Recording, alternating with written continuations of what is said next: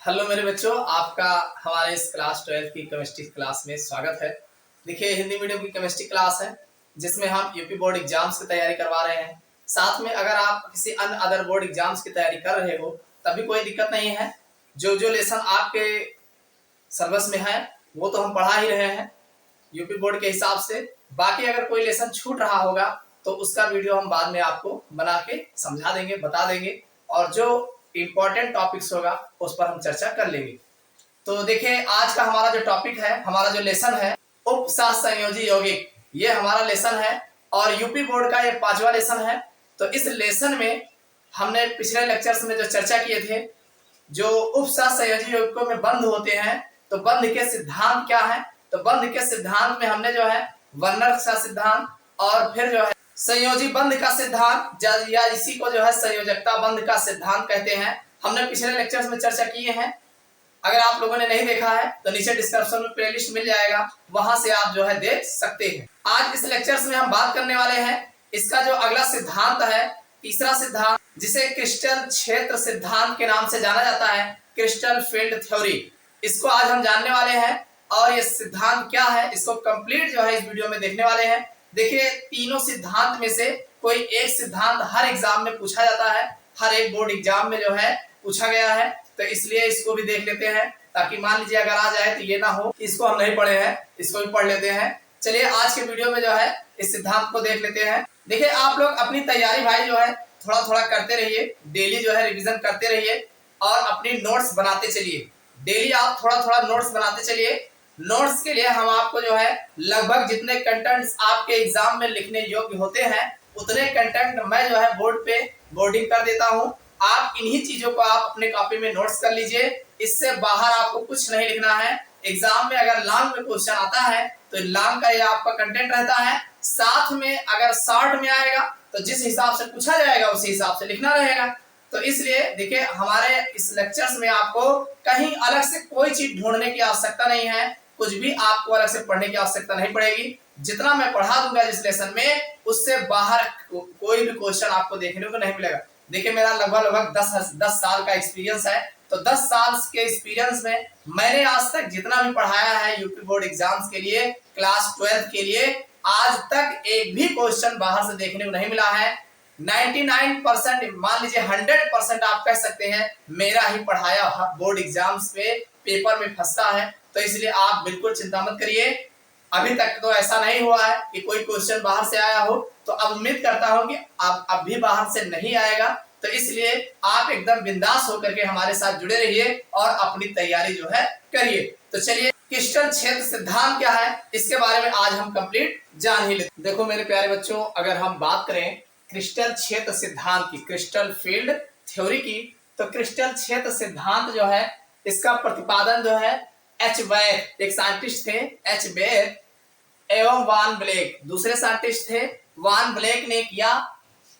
यानी H back और वान black ने इस क्रिस्टल क्षेत्र सिद्धांत का प्रतिपादन जो है किया था। और ये जो क्रिस्टल क्षेत्र सिद्धांत इन्होंने बताया था, आयनिक क्रिस्टल में धातु के इलेक्ट्रॉनिक संरचना के बारे में जो है बताया था। ये उप सहसंयोजी के बारे में नहीं बताए थे, ये आयनिक क्रिस्टल के धातु की इलेक्ट्रॉनिक संरचना के बारे में जो है एच बैक और जो है वान ब्लैक ने जो है यह सिद्धांत जो है बताया था। अब इस सिद्धांत को जो आयनिक क्रिस्टल के इलेक्ट्रॉनिक संरचना के बारे में बताया गया था, इसको आर्गेल, जो 1952 में आर्गेल ने यही सिद्धांत वान ब्लैक ने बताया था। इसी को उप सहसंयोजी यौगिकों पर जो है आर्गेल 1952 में जो है इन्होंने जो है उप सहसंयोजी यौगिकों पर लागू किया। और जब इन्होंने लागू किया तो अब ये चूंकि जो सिद्धांत था, जब इन्होंने इस पर उप सहसंयोजी यौगिकों पर लागू किया तो जो इलेक्ट्रॉनिक ऊर्जा स्तर को लगभग यह जो है व्याख्या करता है। यानी इन्होंने जब उप सहसंयोजी यौगिकों पर आर्गेल ने लागू किया तो यह उप सहसंयोजी यौगिकों की इलेक्ट्रॉनिक संरचना की व्याख्या जो है लगभग पूरा करता है, जो पराबैंगनी तथा दृश्य स्पेक्ट्रम की ऊर्जा स्तरों की लगभग व्याख्या करता है। तो इतना जो है किया, लेकिन अगर ये कहा जाए बंध निर्माण की व्याख्या जो है यह सिद्धांत जो है नहीं करता है। अब चूंकि भाई ये आयनिक क्रिस्टलों के लिए बनाया गया था, तो बताया गया था। अब आयनिक क्रिस्टल को उपसहसंयोजी यौगिकों पर लागू किया गया, तो इसकी जो इलेक्ट्रॉनिक ऊर्जा स्तर उपसहसंयोजी यौगिकों के इलेक्ट्रॉनिक ऊर्जा स्तर के व्याख्या जो है लगभग करता है, लेकिन बंध निर्माण की व्याख्या जो है यह सिद्धांत नहीं करता। अब इस सिद्धांत में देखिए कुछ बातें हैं जो क्रिस्टल क्षेत्र संबंधित जो है महत्वपूर्ण शब्दावली यूज किया जाता है। यह शब्दावली एग्जाम में खूब नंबर लगा के पूछे गए हैं, तो इसको आप जाने रहिएगा। देखिए अब ये शब्दावली क्या है, देखिए इसमें से खूब एग्जाम में आता है। अपभ्रष्ट कक्षक किसे कहते हैं, ये भी खूब एग्जाम में पूछा गया है। और फिर कक्षकों का T2G एवं EG समुच्चय क्या होता है, ये भी एग्जाम में खूब पूछा गया है। तो इसको जो है हम पहले देख लेते हैं, उसके बाद ये हमारा CFT थ्योरी क्या है इसको अभी बाद में हम देखते हैं। तो देखिए आप क्रिस्टल क्षेत्र सिद्धांत से संबंधित महत्वपूर्ण शब्दावली इसको हम जानते हैं। तो देखो बच्चों, ये इतना इंपॉर्टेंट है कि अगर इसको आप नहीं जानोगे तो इनके सिद्धांत के बारे में आप समझ नहीं पाओगे। तो चलिए इसको पहले जान लेते हैं, और ये एग्जाम में पूछे गए हैं, ये मत सोचिएगा कि ये फिजूल है, एग्जाम में खूब नंबर लगा के पूछा गया। तो सबसे पहले बात आती है कि अपभ्रष्ट कक्षक किसे कहते हैं, डीजेनरेट ऑर्बिटल्स होते क्या है, ये खूब नंबर लगा के पूछा गया। आप जानते हैं कि किसी उपकोष के समान ऊर्जा वाले कक्षक, किसी उपकोष के, जैसे मान लीजिए आपको पता है कि ये हमारा डी ऑर्बिटल्स है, 1 2 3 4 5, ये हमारा डी है। और आप जानते हैं कि इस डी उपकोष में जितने भी चैम्बर्स होते हैं, 1 2 3 4 5, 5 चैम्बर्स होते हैं। तो 5 चैम्बर्स की ऊर्जाएं लगभग समान ऊर्जा स्तर की होती है। आप जानते हैं ये पहला चैम्बर जो है DXY है, और DYZ है, और DXZ है, और DX² माइनस Y² है, और DZ²। तो ये 5 जो है ऊर्जा स्तर जो होते हैं ये लगभग समान ऊर्जा स्तर के होते हैं। तो वही कहा गया किसी उपकोष के समान ऊर्जा वाले कक्षक अपभ्रष्ट कक्षक कहलाते हैं, यानी इन्हें हम अपभ्रष्ट कक्षक कहते हैं। किसी उपकोष के समान ऊर्जा वाले कक्षक को अपभ्रष्ट कक्षक कहते हैं। जैसे डी उपकोष है तो इसमें जो भी ऊर्जा कक्षक है हमारे, ये सब के सब समान ऊर्जा वाले होते हैं। भाई समान ऊर्जा वाले का मतलब ये है कि सब में 2-2 इलेक्ट्रॉन आ सकता है, इससे ज्यादा इलेक्ट्रॉन्स इसमें नहीं भरा जा सकता है। तो समान ऊर्जा वाले कक्षकों को हम जो है अपभ्रष्ट कक्षक कहा जाता है, एग्जाम में खूब पूछा गया है। अब वही आगे कहा गया कि मुक्त परमाणु में डी उपकोष के 5 डी कक्षक, कोई भी मुक्त परमाणु है अगर हमारा, तो उसके डी उपकोष में 5 डी कक्षक। अब 5 डी कक्षक कौन कौन आते हैं, तो एक DXY है, हमने कहा है पहला वाला जो है DXY है, DYZ है, DXZ है, DX² माइनस Y² है, फिर DZ² है। ये जो है अपभ्रष्ट होते हैं, यानी इन्हीं को अपभ्रष्ट कक्षक कहते हैं, ये अपभ्रष्ट होते हैं। तो बात समझ में आ गई होगी कि अपभ्रष्ट कक्षक किसे कहते हैं। क्लियर हो गया। चलो अब दूसरी बात देखते हैं, कक्षकों के T2G एवं EG समुच्चय, यानी T2G and EG sets of orbital. T2G और EG सेट्स ऑफ ऑर्बिटल्स होते क्या है, यानी कक्षकों के T2G और EG समुच्चय किसे कहते हैं। यह भी एग्जाम में पूछा गया है, कोई भी आंसर या जो है क्वेश्चन बैंक कुछ भी उठा के देख लीजिएगा, ये नंबर लगा के पूछे गए हैं। देखिए मैं उन्हीं टॉपिकों लगभग उन सभी टॉपिकों के बारे में चर्चा करता हूं जो एग्जाम में आपके पूछे जाते हैं। ऐसे टॉपिक पर हम चर्चा नहीं करते हैं जो कभी भी एग्जाम में ना पूछा गया हो। तो इस बात को ध्यान रखिएगा, क्योंकि मेरा टारगेट बोर्ड एग्जाम है, उसके बाद फिर आपके जो नीट है, IIT है, इस टाइप की जो परीक्षाएं होती हैं उसको बाद में देखेंगे।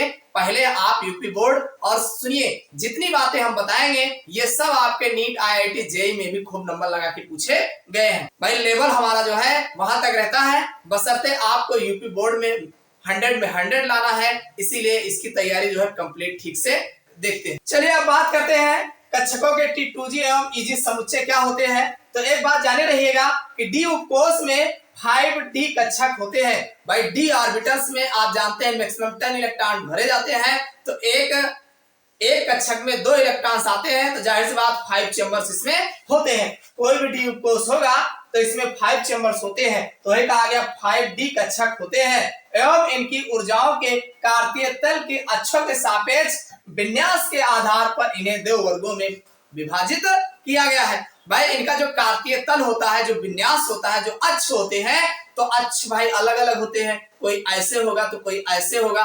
तो इन्हीं अक्षों के आधार पर जो है इन्हें दो वर्गों में विभाजित किया गया। समझ में आई बात? तो पहला वर्ग कौन सा है? पहला वर्ग कहा गया कक्षकों का ईजी समुच्चय। देखो बड़ा आसान है, ईजी, ई और जी। अगर आप देखोगे तो ई और जी दो वर्ड लिखा है ना, दो वर्ड लिखा है, ई लिखा है, एक जी लिखा है, मतलब ये दो के लिए रिप्रेजेंट करता है। Eg sets of orbitals English में बोलते हैं। अब ये होता क्या है भाई, d x square minus y square तथा डी जेड स्क्वायर, लास्ट वाले दो चेंबर होते हैं, दो कक्षक होते हैं, वही आपका इजी समुच्चय कहलाते हैं। तो वही कहा गया d x square minus y square तथा डी जेड स्क्वायर कक्षकों की भुजाएं कार्तीय तल के अक्षों के समदिश होती है। इनकी जो भुजाएं होती हैं वो कार्तीय तल के समदिश होती है, अतः ये इजी समुच्चय बनाते हैं। यानी ये दोनों ऑर्बिटल्स मिलकर के इजी समुच्चय बनाते हैं। इन्हें अक्षीय कक्षक भी बोलते हैं। देखिए यहाँ पे आपके एग्जाम में यही नाम पूछा जाता है कि अक्षीय कक्षक किसे कहते हैं, तो आप जाने रहिएगा इजी समुच्चय को अक्षीय कक्षक भी कहते हैं। या डी गामा भी बोला जाता है कक्षक, या गामा 3 भी बोला जाता है। क्या बोला जाता है? गामा 3 कक्षक भी कहते हैं। और शब्द इजी का अर्थ है द्विक, डबल यानी द्विक अपभ्रष्ट, डबल जनरेट। तो ये द्विक के लिए जो है प्रयोग किया गया है, द्विक यानी दो के लिए प्रयोग किया गया है, इसीलिए इसे इजी समुच्चय कहा गया। समझ में आ गई इजी समुच्चय क्या है? इजी समुच्चय जो होता है केवल ये दो कक्षक के लिए, लास्ट वाला ये d x square minus y square और डी जेड स्क्वायर, केवल इन्हीं दो कक्षकों के लिए जो है प्रयोग किया जाता है। समझ में आई बात? अब भाई यहाँ पे आपने इजी समुच्चय देख लिया, तो बचा क्या? कक्षकों का T2G समुच्चय। T2G आप देख रहे हैं, T है, 2 है, G है, 3 वर्ड लिखा है ना, एक T लिखा है, एक 2 लिखा है, एक G लिखा है, तो इसमें 3 कक्षक इन्वॉल्व होंगे। जैसे आपने इजी के लिए 2 कक्षक लास्ट वाला ले लिया, तो ये 3 बच रहा है, तो यही 3 कक्षक जो है T2G समुच्चय बनाते हैं। तो इसी को कहा गया T2G सेट्स ऑफ ऑर्बिटल। समझ में आई बात? अब इसमें यह है कि इस समूह के अंतर्गत वे कक्षक आते हैं, इस समूह के अंतर्गत वे कक्षक आते हैं जिनकी भुजाएं अक्षों के मध्य होती है, जिनकी भुजाएं अक्षों के मध्य होती है। यहाँ अक्षों के मध्य बताया गया है, यहाँ अक्षों के समदिश बताया गया, तो दोनों में अंतर है, इसको जाने रहेगा। यहाँ अक्षों के समदिश होती है, यहाँ अक्षों के मध्य होती है। इस समूह में D X Y D Y Z D X Z, वही जो बचा हुआ है, D X Y D Y Z D X Z कक्षक होते हैं, यही कक्षक जो है आते हैं। आगे कहा गया ये कक्षक डी सिग्मा, भाई जिसे अपसाइलन बोलते हो, डी अपसाइलन और या गामा अपसाइलन, इसी को गामा अपसाइलन कहा गया। या इसी को निरक्षीय कक्षक क्या कहते हैं? निरक्षीय। भाई इसको अच्छे बोल रहे हो तो ये जाहिर सी बात है ये निरक्षीय होगा, इसे या निरक्षीय कक्षक भी कहते हैं। तो आपके एग्जाम में निरक्षीय कक्षक और अक्षीय कक्षक के बारे में विकल्प में या वैसे भी पूछा गया है कि भाई अक्षीय कक्षक कौन होते हैं? T2G कक्षक। भाई अक्षीय में आपके इजी आएंगे और निरक्षीय में T2G आ जाएंगे, क्योंकि इनमें 3 कक्षक आते हैं, इसमें 2 कक्षक आते हैं। समझ में आया? T2 भाई इजी है तो 2 ही है तो 2 कक्षक आएगा, T2G है तो 3 इसमें यूज हो रहा है तो 3 कक्षक आएंगे। समझ में आई बात कि नहीं? समूह सिद्धांत के आधार पर ये कक्षक T2G कक्षक कहलाते हैं। तो बात समझ में आ गई होगी T2G कक्षक क्या है, इजी कक्षक क्या है और अपभ्रष्ट कक्षक किसे कहते हैं। अगर इतना समझ में आ गया होगा तो आपके एग्जाम में यहाँ से क्वेश्चन फंसता है, यहाँ से अब अलग भाग के जाने नहीं पाएगा, आप आराम से इसको लिख के चले आओगे। तो इतनी बात समझ में आ गई। अब हम आपके अगले टॉपिक पर चलते हैं। भाई ये जो क्रिस्टल क्षेत्र सिद्धांत है, इनके मुख्य बातें कौन कौन सी हैं, यानी इन्होंने अपनी परिकल्पनाओं में क्या बातें बताई हैं, इसके बारे में अब हम डिटेल से जानकारी लेंगे। देखो मेरे प्यारे बच्चों, अगर हम बात करें क्रिस्टल क्षेत्र सिद्धांत की प्रमुख परिकल्पनाएं, यानी इस सिद्धांत की प्रमुख परिकल्पनाएं क्या थी, तो इसमें भी आपको 6 बातें जो है देखने को मिलेगी। तो सबसे पहली बात इन्होंने क्या कहा, इन्होंने कहा कि संकुल में केंद्रीय धातु परमाणु लिगेंड द्वारा घिरा होता है। आप जानते हैं जो भी हमारा उपसहसंयोजी यौगिक होता है या संकुल होता है, तो संकुल में जो सेंट्रल मेटल एटम होता है, केंद्रीय धातु परमाणु होता है, जो डी ब्लॉक एलिमेंट्स होता है, यह जो है लिगेंडो द्वारा घिरा होता है, यानी बीच में वो होता है और चारों ओर से लिगेंड उसको घेरे हुए रहते हैं, जिसमें एक या अधिक एकाकी इलेक्ट्रॉन युग्म होते हैं। अब इसमें जो घेरे होते हैं लिगेंडों द्वारा, तो उसमें जो बंध होता है एक या एक से ज्यादा एकाकी इलेक्ट्रॉन युग्म बंध होता है। बात समझ में आई। अब आगे दूसरी बात इन्होंने कहा कि ऋणात्मक लिगेंड ऋणात्मक बिंदु आवेश माने जाते हैं। जो लिगेंड्स ऋणात्मक होते हैं यानी जिन पर ऋण आवेश होता है, जैसे Cl के ऊपर एक ऋण आवेश होता है, Cn के ऊपर एक ऋण आवेश होता है, तो इस प्रकार के लिगेंड जो होते हैं उन्हें ऋणात्मक माना जाता है, उन्हें ऋणात्मक बिंदु माना जाता है। जबकि उदासीन लिगेंड, अब कुछ लिगेंड ऐसे भी होते हैं जो उदासीन होते हैं, जैसे NH3 अगर लगा है तो भाई NH3 अमोनिया है, अमोनिया उदासीन होगा ही होगा। इसी तरीके से अगर मान लीजिए H2O लगा है तो H2O भी उदासीन होगा। तो वही कहा गया कि जबकि उदासीन बिंदु द्विध्रुव माने जाते हैं, यानी जो उदासीन वाला होता है ये द्विध्रुव माने जाते हैं। इस सिद्धांत के अनुसार उदासीन लिगेंड द्विध्रुव होते हैं, यानी जो उदासीन होता है वो द्विध्रुव होता है, जबकि ऋणात्मक वाला जो होता है वो ऋणात्मक बिंदु माने जाते हैं। उदासीन लिगेंड का ऋणावेशित सिरा धातु धनायन की ओर स्थित होता है, यानी जो उदासीन वाला बिंदु होता है उसका जो नेगेटिव पोल्स होता है वो धातु के बिंदु की ओर होता है, यानी केंद्रीय धातु परमाणु की ओर होता है। यही इसमें बताया गया। और अगली जो बात कहा गया कि धातु आयन एवं लिगेंड के मध्य अंतःक्रिया पूर्णतः वैद्युत स्थैतिक होती है, यानी धातु आयन एवं लिगेंड, यानी जो धातु आयन होता है केंद्रीय धातु परमाणु होता है, तो धातु आयन एवं लिगेंड के मध्य यानी जो चारों तरफ लिगेंड्स होते हैं इनके मध्य जो अंतःक्रिया होती है, एक दूसरे में अंतःक्रिया होती है, वो पूर्णतः वैद्युत स्थैतिक होती है। कैसा होता है? वैद्युत स्थैतिक होता है, इलेक्ट्रोस्टैटिक होता है। ठीक। अगली बात इन्होंने कहा कि किसी विलगित गैसीय धातु परमाणु में, यानी कोई हमारा अगर मान लीजिए विलगित गैसीय धातु परमाणु है तो परमाणु में पांचों डी कक्षकों की ऊर्जा समान होती है, यानी जो हमारा डी ऑर्बिटल्स होता है इनके जो पांचों कक्षक होते हैं वो लगभग समान ऊर्जा वाले होते हैं तथा ये अपभ्रष्ट होते हैं। भाई जब पांचों डी कक्षक समान ऊर्जा वाले होते हैं, सब में बराबर इलेक्ट्रॉन्स भरे होते हैं, तो ऐसे कक्षक को अपभ्रष्ट कक्षक कहा जाता है। यह अपभ्रष्ट अवस्था तब तक बनी रहती है और ये जो अपभ्रष्ट कक्षक होते हैं यह इनका अपभ्रष्ट कक्षक तब तक बना रहता है जब तक धातु परमाणु सममित क्षेत्र द्वारा घिरा रहता है। यानी धातु परमाणु जो होता है केंद्रीय धातु परमाणु वो चारों ओर लिगेंडों द्वारा जब तक घिरा रहता है तब तक वो अपभ्रष्ट कक्षक होते हैं। इसकी उपस्थिति में डी कक्षक अपभ्रष्ट नहीं रहते हैं और जब चारों तरफ घिरे रहते हैं तो इस कंडीशन में वो अपभ्रष्ट नहीं माने जाते हैं। समझ में आई बात कि नहीं? अब अगली बात इन्होंने कहा कि जब एक संकुल यौगिक बनता है, यानी एक उपसह संयोजी यौगिक बनता है, तो केंद्रीय धातु आयन विभिन्न लिगेंडों द्वारा घिर जाता है। भाई जाहिर सी बात है जो केंद्रीय धातु परमाणु होता है वो विभिन्न लिगेंडों द्वारा घिरा होता है। जैसे मान लीजिए आपका दिया हो Cn का होल 6, अगर इस टाइप का हमारा अगर मान लीजिए 2+4, ये 2+4 वाला है तो ये हमारा अभी जो है केंद्रीय धातु परमाणु है और इसके चारों तरफ हमारा लिगेंड्स लगा होगा। जैसे एक Cn यहाँ है, एक Cn यहाँ है, एक Cn यहाँ है, ये सब जो है उपसह संयोजी बंध द्वारा जो है जोड़े रहते हैं। साथ में एक Cn यहाँ होगा और एक Cn यहाँ होगा, यानी 6 लिगेंड्स जो है इसके चारों तरफ जो है केंद्रीय धातु परमाणु को जो है घिरे हुए रहते हैं। विभिन्न लिगेंडों द्वारा घिर जाता है। यदि लिगेंड द्वारा उत्पन्न क्षेत्र सममित है तब द्विकक्षक अपभ्रष्ट रहते हैं, यानी अगर लिगेंड द्वारा उत्पन्न क्षेत्र हमारा सममित होता है तो यह जो है अपभ्रष्ट द्विकक्षक अपभ्रष्ट रहते हैं। किंतु अधिकांश संकुलों में लिगेंड द्वारा उत्पन्न क्षेत्र सममित नहीं होता है, यानी जब क्षेत्र हमारा सममित नहीं होता है तो अपभ्रष्ट अवस्था समाप्त हो जाती है। अब भाई जब सममित क्षेत्र नहीं रहेगा तो जाहिर सी बात है अपभ्रष्ट अवस्था समाप्त हो जाती है, क्योंकि डी कक्षक लिगेंड क्षेत्र द्वारा एक समान रूप से प्रभावित नहीं होते।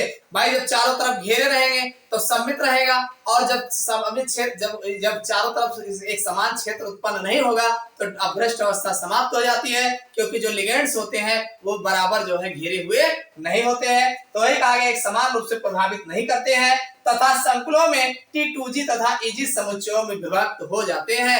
यानी जब अपभ्रष्ट अवस्था समाप्त हो जाती है तो यही हमारा जो है T2G और EG में समुच्चय में विभक्त हो जाते हैं। यानी डी कक्षक हमारा जो है भाई जब तक तो समान रहेगा, अपभ्रष्ट अवस्था बनी रहेगी जब तक घेरे रहेंगे, तब तक तो अभ्रष्ट अवस्था बनी रहेगी और बाद में ये अभ्रष्ट अवस्था समाप्त हो जाती है। तो ये T2G और EG समुच्चयों में हमारा d ऑर्बिटल्स जो है टूट जाता है। तो वही कहा गया EG समुच्चयों में विभक्त हो जाता है। और DD विपाटन, अब ये जो D जो आप समुच्चय T2G और EG में विभक्त होता है, तो इस प्रकार का विभक्त होना जो है DD विपाटन या DD स्प्लिटिंग कहलाता है। क्या कहलाता है? DD स्प्लिटिंग कहलाता है। एग्जाम में खूब पूछा गया है कि DD स्प्लिटिंग से आप क्या समझते हो या DD विपाटन से आप क्या समझते हो। तो इसको ध्यान रखिएगा, खूब नंबर लगा के पूछा गया है। तो इसको आप कैसे बताओगे? आप यहाँ से बताएंगे, पूरा यहाँ से डिटेल्स में बताएंगे। जब एक संकुल यौगिक बनता है तो केंद्रीय धातु आयन विभिन्न लिगेंडों द्वारा घिरा होता है। जब हमारा संकुल यौगिक बनता है तो केंद्रीय धातु परमाणु लिगेंडों द्वारा चारों ओर से घिरा रहता है। यदि लिगेंड द्वारा उत्पन्न क्षेत्र सममित है, यानी लिगेंड द्वारा चारों तरफ बराबर सममित क्षेत्र उत्पन्न होता है, तो ये डी अकक्षक अभ्रष्ट रहते हैं। तब हमारा डी कक्षक अभ्रष्ट होता है। किंतु अधिकांश संकुलों में लिगेंड द्वारा उत्पन्न क्षेत्र सममित नहीं होता है। लेकिन अधिकांश मतलब ज्यादा से ज्यादा हमारे संकुलों में ये देखा जाए तो ये जो है सममित क्षेत्र उत्पन्न नहीं होते हैं, अतः अभ्रष्ट अवस्था समाप्त हो जाती है। और जैसे ही अभ्रष्ट अवस्था समाप्त होती है, क्योंकि डी कक्षक लिगेंड क्षेत्र द्वारा एक समान रूप से प्रभावित नहीं होते, भाई समान रूप से प्रभावित होगा तब तो अभ्रष्ट होगा, और जब समान रूप से प्रभावित नहीं होगा तो वो अभ्रष्ट अवस्था समाप्त हो जाती है। और जैसे अभ्रष्ट अवस्था समाप्त होती है तो यही अभ्रष्ट कक्षक जो होते हैं T2G और EG समुच्चयों में विभक्त हो जाते हैं। और इस इनके यानी अभ्रष्ट कक्षकों का T2G और EG विभक्त हो जाते हैं लिगेंडों के असमान क्षेत्र के प्रभाव में। अरे कब विभक्त हो रहा है? जब लिगेंड हमारा समान रूप से नहीं है, यानी असमान क्षेत्र उत्पन्न कर रहा है। क्या कर रहा है लिगेंड? असमान क्षेत्र उत्पन्न कर रहा है, तभी तो विभक्त हो रहे हैं। तो ये कह रहे हैं लिगेंडों के असमान क्षेत्र के प्रभाव में अपभ्रष्ट डी कक्षकों का T2G व EG समुच्चयों में विभक्त होना DD विपाटन कहलाता है। यानी असमान क्षेत्र लिगेंड द्वारा केंद्रीय धातु परमाणु पर असमान क्षेत्र उत्पन्न होने के कारण हमारा जो ये कक्षक होता है T2G और EG समुच्चयों में विभक्त हो जाता है। तो इसका T2G और EG समुच्चयों में विभक्त होना ये DD विपाटन या DD स्प्लिटिंग कहलाती है। तो समझ में आ गया DD विपाटन क्या है। अब ये DD विपाटन का काम क्या है? ये टूटा तो काहे को टूटा? तो देखो ध्यान समझिए, जो संकुल के इलेक्ट्रॉनिक गुणों का निर्धारण करता है, यानी इसका टूटना जो है संकुल के इलेक्ट्रॉनिक गुणों के बाद व्याख्या जो है इसी के आधार पर किया जाता है। अब इसका जो अगला पॉइंट बनता है कि DD विपाटन के कारण, अरे DD विपाटन मतलब DD स्प्लिटिंग, तो DD स्प्लिटिंग के कारण T2G व EG समुच्चयों की ऊर्जा का अंतर। भाई अब ये टूटा है तो दोनों में ऊर्जाओं में अंतर होता है। T2G और EG में जब टूटता है तो इनमें ऊर्जाओं में अंतर आता है। तो वही कहा गया कि ऊर्जाओं का अंतर क्रिस्टल क्षेत्र विपाटन ऊर्जा कहलाती है। अब ऊर्जाओं का जितना अंतर आता है दोनों कक्षकों के मध्य, उसे क्रिस्टल क्षेत्र विपाटन ऊर्जा कहते हैं। अरे क्रिस्टल क्षेत्र विपाटन टूटना हुआ और उसमें जो ऊर्जा यूज हो रहा है, डिफरेंस आ रहा है, उसे क्रिस्टल क्षेत्र विपाटन ऊर्जा कहलाते हैं। ठीक, आगे कहा गया इसे डेल्टा जीरो, यानी जब दोनों कक्षक टूटते हैं तो इसको बीच में ऊर्जा जो होती है डेल्टा जीरो। डेल्टा जीरो का मतलब होता है, जीरो मतलब ऑक्टाहेड्रल के लिए O लिखा गया, जीरो नहीं लिखा है, ये O लिखा गया है, डेल्टा O। तो O का मतलब अष्टफलकीय होता है, मतलब ऑक्टाहेड्रल के लिए लिखा गया है।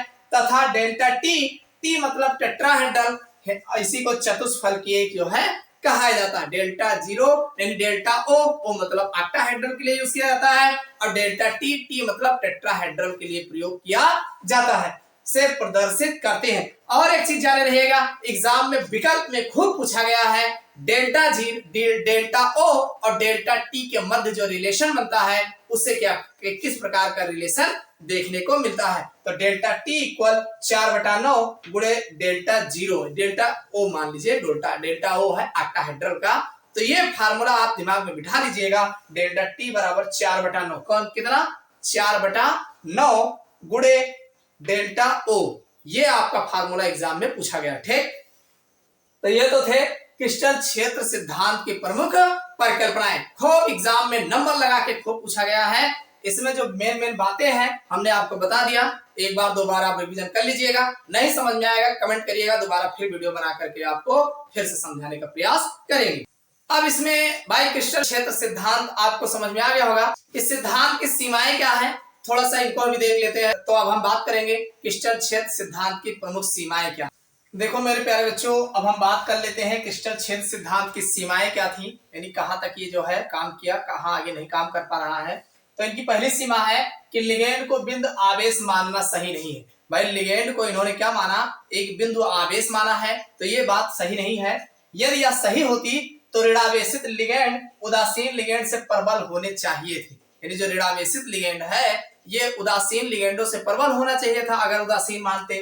परंतु OH जो होता है NH3 तरह तथा H2O से दुर्बल लिगेंड, यानी जो OH के ऊपर नेगेटिव चार्ज होता है, तो ये OH नेगेटिव चार्ज वाला NH3 और H2O से जो है दुर्बल क्यों होता है, ये बातें आप मानने वाली। ठीक, दूसरी बात यह है कि वैद्युत क्षेत्र स्थैतिक अंतःक्रिया पर आधारित है।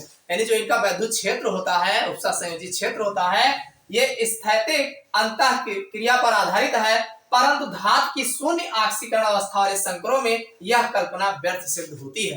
यानी जो जिन धातुओं का शून्य ऑक्सीकरण अवस्था होती है उनमें यह परिकल्पना जो है शून्य सिद्ध होती है, क्योंकि वहां उपसा संयोजी बंध होना चाहिए। भाई शून्य है तो उसमें उपसा संयोजी बंध कहाँ होगा, होना चाहिए था, तो यहाँ पे ये जो है कल्पना जो है व्यर्थ मानी जाती है। आगे कहा गया कि CFT में केवल धातु के डी कक्षकों की गणना की गई, यानी CFT क्रिस्टल फील्ड सिद्धांत में जो है डी कक्षकों की गणना की गई, अतः तथा अन्य कक्षकों को महत्वहीन माना गया। यानी जो अन्य कक्षक थे इनको महत्वहीन माना गया। और आगे बताया गया इससे संकर यौगिक में पाई बंध की गणना नहीं की गई। भाई जब महत्वहीन माना गया तो उसमें पाई बंध की गणना कहाँ की जाएगी। ठीक, तो इन दोषों को लिगेंड क्षेत्र द्वारा दूर किया गया है। तो लिगेंड क्षेत्र अगला है, तो लिगेंड क्षेत्र द्वारा जो है दूर किया गया है। तो देखिए ये इनके कुछ दोष थे जिसको आप एक बार पढ़ लीजिएगा, एक आध दो दोष याद रखिएगा। एग्जाम में जब भी पूछा जाता है तो आपको क्रिस्टल फील्ड सिद्धांत के बारे में पूछा जाएगा और साथ में इनके क्या दोष हैं इसके बारे में पूछा जाएगा। और जितनी बातें हमने बताएं ये सब एग्जाम में बार बार पूछे गए हैं, इंपॉर्टेंट है। तो इस लेक्चर्स में इतना है, फिर अगले लेक्चर्स में मुलाकात करते हैं किसी अन्य टॉपिक के साथ जो एग्जाम में खूब पूछे गए होंगे। तो अगर वीडियो पसंद आया हो तो लाइक अवश्य करिएगा और चैनल पर अगर नए हो सब्सक्राइब कर लेना।